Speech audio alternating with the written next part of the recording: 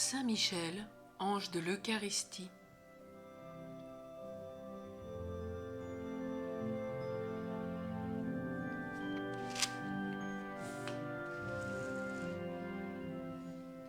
Jésus-Christ a dit une parole qui reste la consolation et la force de ses disciples. Il nous rappelle en Matthieu, chapitre 28, verset 26. « Voici que je suis avec vous jusqu'à la fin du monde ou la consommation des siècles.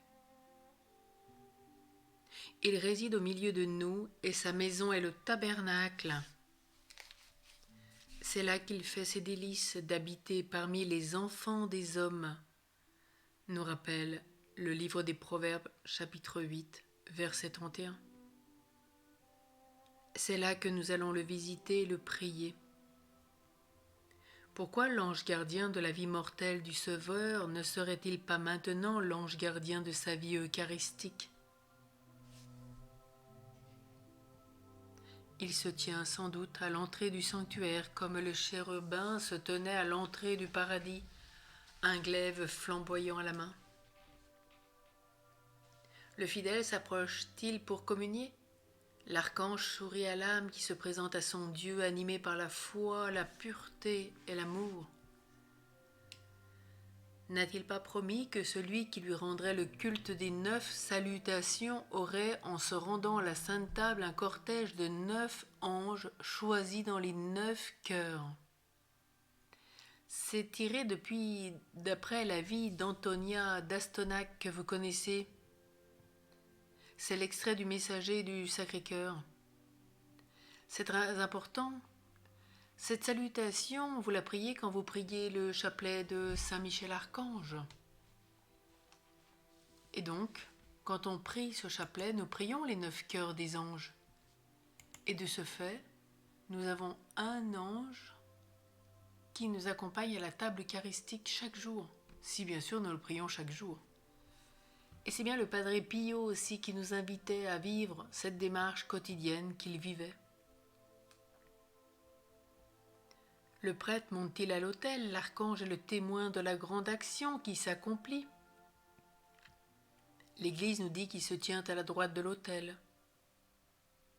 Quant à la parole du prêtre, la divine victime est descendue sur l'autel. L'Église fait réciter à son ministre profondément incliné cette invocation significative. Je cite : « C'est la prière du canon après la consécration.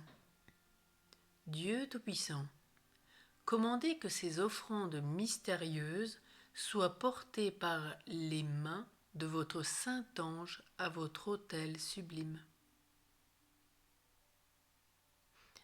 Merveilleuse mission dont Saint Michel a donné des preuves non équivoques.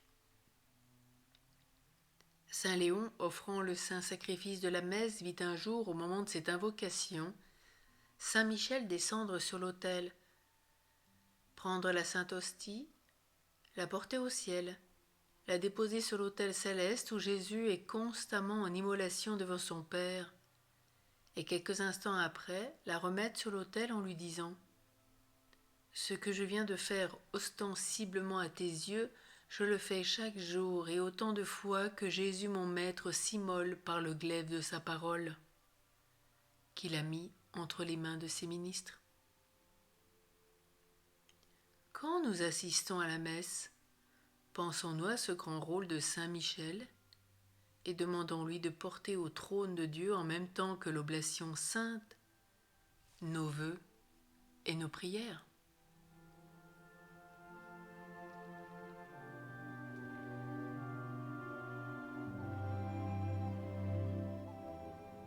Un peu d'histoire. À York, en Angleterre, au temps des persécutions protestantes, la police descend faire une perquisition dans un couvent. Les agents se dirigent tout d'abord vers la chapelle avec le but de profaner les saintes espèces. Devinant leur sacrilège projet, la supérieure y court, saisit le ciboire et le dissimule sous son manteau. Tout à coup, une pensée d'espoir luit dans son âme. Elle s'empare d'une statue de Saint Michel et la place à l'entrée même de l'oratoire. Grand Dieu, s'écrie-t-elle, sauvez, vous, vous-même. Nous ne pouvons vous sauver. La foule ameutée se précipite, mais en présence de cette statue de l'archange, elle reste comme interdite et n'ose avancer. Les cris ont cessé, les plus audacieux reculent, refoulant cette horde satanique jusque dans la rue. En un instant, la maison est évacuée et les sœurs sont délivrées. Saint Michel s'est montré le défenseur de l'Eucharistie et le protecteur des épouses du Christ.